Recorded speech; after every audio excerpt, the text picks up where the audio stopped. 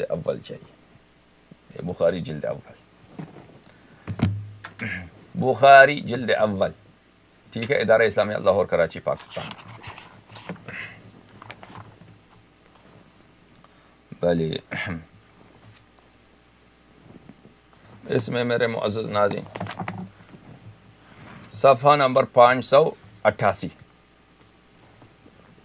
یہ لمبی حدیث ہے، حدثنا، حدیث نمبر 1203، یہی حدیث ہے، 1203 ہے، کیونکہ 1205 یہ حدیث۔ میں نے آپ کو عربی اپنا ترجمہ کر کے سنایا، اب ان کا اپنا ترجمہ سناتا ہوں۔ عبداللہ ابن عبید اللہ ابن ابی ملیکہ سے روایت کرتے ہیں، انہوں نے بیان کیا کہ عثمان کی ایک بیٹی، لڑکی یعنی بیٹی، مکہ میں وفات پا گئیں تو ہم لوگ جنازے میں شریک ہونے کے لیے پہنچے، ابن عمر اور ابن عباس بھی حاضر ہوئے، میں ان دونوں کے درمیان بیٹھا تھا، یا کہا کہ ان میں سے ایک کے پاس بیٹھا تھا اور دوسرا آ کر میرے پاس بیٹھ گیا، تو عبداللہ ابن عمر نے عمر ابن عثمان کا جو بیٹا تھا عمر، اس سے کہا کہ رونے سے کیوں نہیں روکتے ہو؟ اس لیے کہ رسول اللہ صلی اللہ علیہ وآلہ وسلم نے فرمایا میت کو اس کے گھر والوں کے روکنے کے سبب سے عذاب میں مبتلا کیا جاتا ہے۔ تو ابن عباس نے کہا کہ عمر بھی یہی کہتے تھے، عمر بھی یہی بولتا تھا کہ میت کو عذاب ہوتی ہے، آپ روئیں، آپ میت کے جنازے پہ اپنے گھر میں اس کے غم میں روئیں تو میت کو عذاب، پٹائی خوب، عمر بھی یہی کہتا تھا۔ اچھا، چنانچہ بیان کیا کہ میں عمر کے ساتھ مکے سے لوٹا یہاں تک کہ ہم بیدا میں پہنچے۔ بیدا ایک صحرا ہے مکے کے قریب، اور وہی مقام ہے بیدا میں جو خسف ہوگا نا آقا میرے مولا علیہ الصلوۃ والسلام کے ظہور سے پہلے، کہ سفیانی کا لشکر وہاں پہ پہنچے گا، اور وہ سفیانی کا لشکر اس سرزمین بیدا میں زمین ان سب کو ہڑپ لے گی، خسف کر دے گی، علائم حتمی ظہور میں سے ہے۔ اچھا، بیدا میں پہنچے تو ایک سوار کو دیکھا جو ایک درخت کے سائے میں سو رہا تھا، عمر نے حکم دیا کہ جا کے دیکھو کون سو رہا ہے، میں نے جا کے دیکھا تو وہ صہیب تھے، میں نے عمر سے بیان کیا تو انہوں نے کہا کہ انہیں میرے پاس بلا لاؤ، پھر میں صہیب کے پاس گیا، ابن عباس کیونکہ نوجوان تھا، عمر میں کم تھا، اس کو بیچتے تھے کہ یہ کر، ادھر جاؤ ادھر جاؤ، اس کو بگاتا تھا عمر، اور کہا چلو، چنانچہ صہیب، بھلے میں نے بلایا، پھر میں صہیب کے پاس گیا اور کہا چلے جاؤ، صہیب عمر سے ملے، جب عمر مجروح ہوئے، کیسے مجروح ہوئے؟ جناب ابو لؤلؤ نے ان کو مار لگایا، ان کو چاقو مارا، تو صہیب روتے ہوئے پہنچے اور کہنے لگے افسوس اے میرے بھائی، افسوس اے میرے ساتھی۔ ہاں،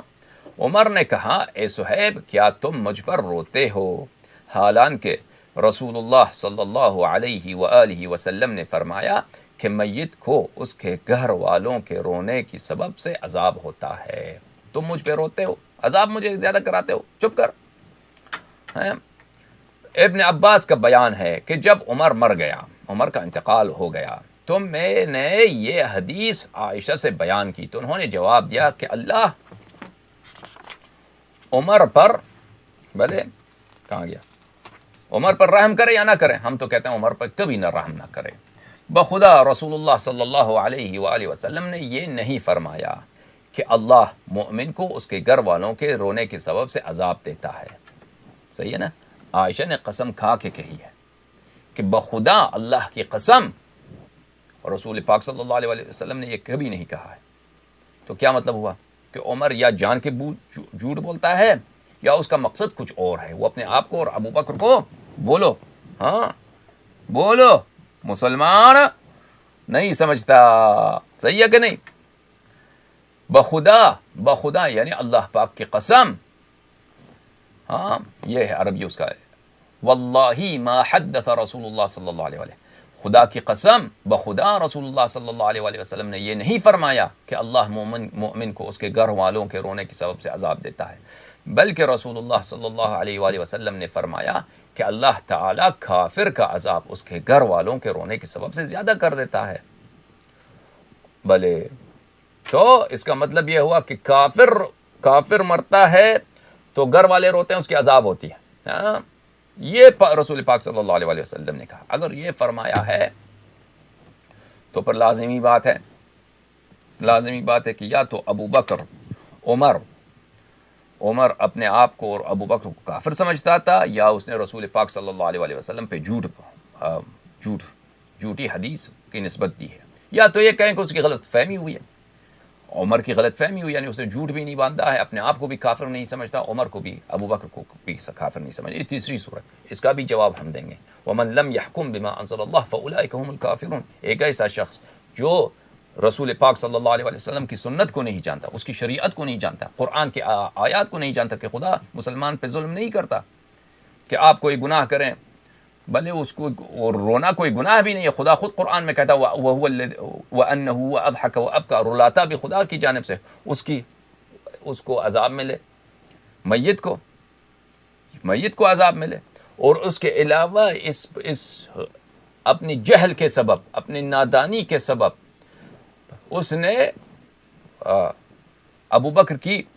بہن کی پٹائی کر دی ہے، ان کی پوری خاندان کی بے عزتی کر دی ہے۔ ایسے جاہل شخص اولاً اتنا اگر جاہل ہے تو وہ خلیفہ اور امام ہونے کا مستحق نہیں ہے۔ خلیفہ اور امام میں شرط یہی ہے کہ وہ عالم ہو، لوگوں کا ارشاد کرے، لوگوں پہ ظلم نہ کرے، شریعت کے نام پر، شریعت کے بہانے لوگوں پر ظلم نہ کرے، اور یہ خود ایک جاہل ہے، اس جہالت کی وجہ سے وہ لوگوں پہ ظلم کرتا ہے، اور کیسے بے وقوفانہ ظلم کرتا ہے کہ کسی غم زدہ خاندان کو اس کے غم میں اس کے گھر والوں کو نکال کے اس کو مارتا ہے، گلی کے درمیان مارتا ہے۔ جب میں نے مثال دی نا کہ کوئی کافر بھی ہو،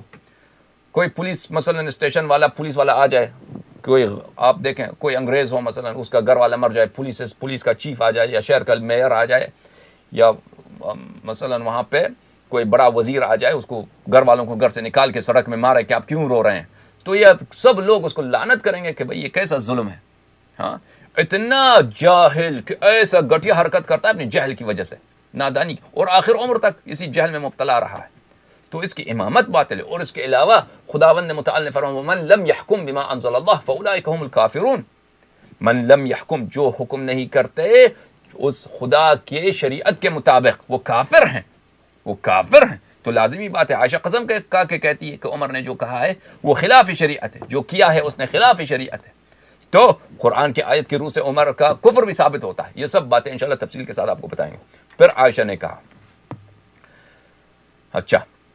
رسول پاک صلی اللہ علیہ وسلم، بلکہ رسول اللہ صلی اللہ علیہ وسلم نے فرمایا اللہ تعالیٰ کافر کا عذاب اس کے گھر والوں کو رونے کے سبب سے زیادہ کر دیتا ہے۔ اور عائشہ نے کہا کہ تمہارے لیے قرآن کافی ہو، جا کے قرآن پڑھو،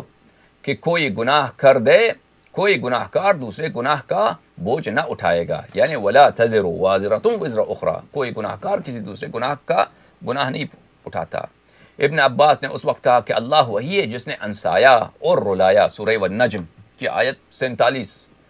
مجھے یہ یاد ہے کہ 47واں آیت، وَأَنَّهُ وَأَضْحَكَ وَأَبْكَى، خدا رلاتا ہے، خدا ہنساتا ہے۔ اگر خدا رلاتا ہے تو خدا اگر رلاتا ہے تو کیوں عذاب، کیوں مومن کو عذاب کیوں ہو اس کی وجہ سے۔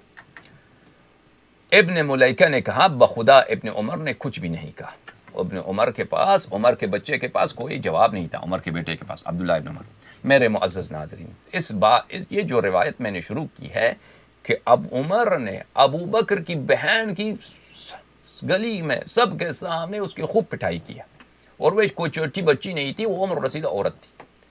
انشاءاللہ اس سے، اور اس نے جھوٹی حدیث رسول اللہ صلی اللہ علیہ وسلم سے نسبت دی ہے، یہ خود کافی ہے کہ وہ جہنمی ہو اور دین سے خارج ہو۔ ان سب باتوں کا تفصیل انشاءاللہ کچھ میں نے ابھی بتایا، کچھ تفصیل انشاءاللہ بہت زیادہ تفصیل جو رہ گیا ہے اگلے ایپیسوڈز، اگلے لیکچرز میں آپ کی خدمت میں پیش کیا جائے گا بإذن الہی۔